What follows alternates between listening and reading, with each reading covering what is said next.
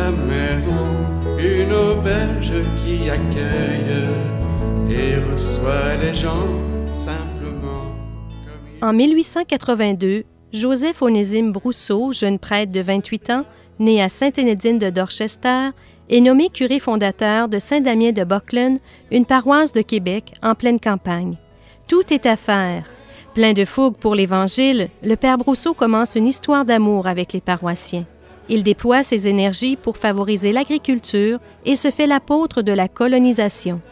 En 1892, devant les nombreux besoins de sa paroisse, ce curé de campagne se fait le mendiant des pauvres et rêve d'avoir une communauté religieuse pour lui venir en aide. C'est Virginie Fournier, une femme de foi âgée de 44 ans, native de Lauson, qui l'aidera. Ensemble, ils fondent la Congrégation des Sœurs de Notre-Dame du Perpétuel Secours. Le but premier de cette fondation est de venir en aide aux plus pauvres du milieu, particulièrement les orphelins et les vieillards abandonnés. Notre spiritualité des Sœurs du Perpétuel Secours prend racine dans celle de nos fondateurs, bien sûr, et est marquée par le Deus Providebit, cette devise que le Père Brousseau nous a léguée et qui nous aide à vivre justement d'une certaine manière notre quotidien. Alors ce Deus Providebit nous rappelle que Dieu nous accompagne au quotidien. Et bien sûr qu'on ne peut pas passer à côté de cette dévotion à Notre-Dame du Perpétuel Secours. Nos fondateurs, les deux, étaient des êtres qui étaient voués à Marie. Mais on peut dire aussi que notre spiritualité, c'est une spiritualité christocentrique. Parce que nos fondateurs, tous les deux étaient le regard tourné vers le Christ.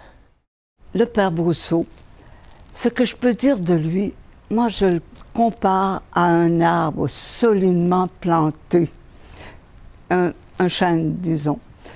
Et cet arbre, le tronc, représenterait sa foi inébranlable en la providence. Pendant 29 ans, il a quêté à travers le diocèse, l'archidiocèse de Québec.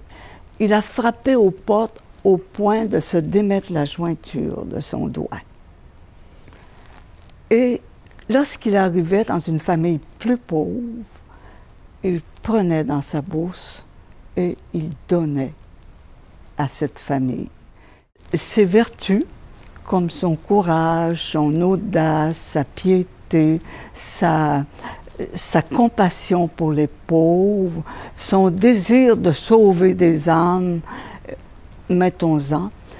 Alors, ce sont les branches de cet arbre qui a poussé ses racines dans 10 pays différents aujourd'hui, après 120 ans d'existence.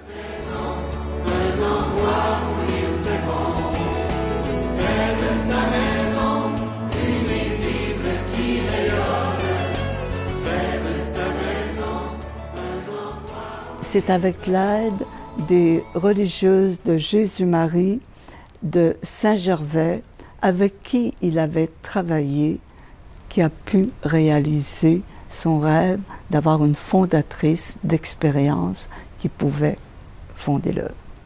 Elle a une longue expérience qu'on ne peut pas dire en 3 minutes, mais c'est ce qui l'habilite à être fondatrice de la Congrégation des Sœurs de Notre-Dame du Perpétuel Secours.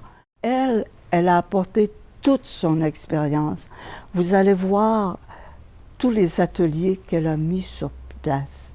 C'est elle qui a aidé à rendre la communauté capable de survivre et de rendre service au milieu ici. Alors, elle était d'abord très douée naturellement. Elle avait une belle culture et c'est avec ça qu'elle a travaillé. Et elle a fait des choses extraordinaires en toute humilité.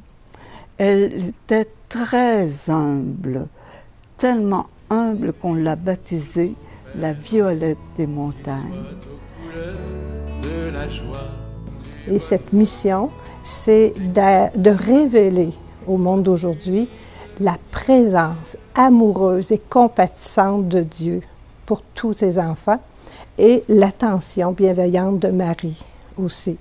Alors, on a comme toujours les deux, le Père, la Mère. Alors, cette sollicitude du Père et cette sollicitude de la Mère. Donc, on peut avoir confiance parce que l'esprit même de la Fondation, c'est de garder cette confiance. Et quand vous parlez d'espérance, je pense que ça va aussi avec cette confiance.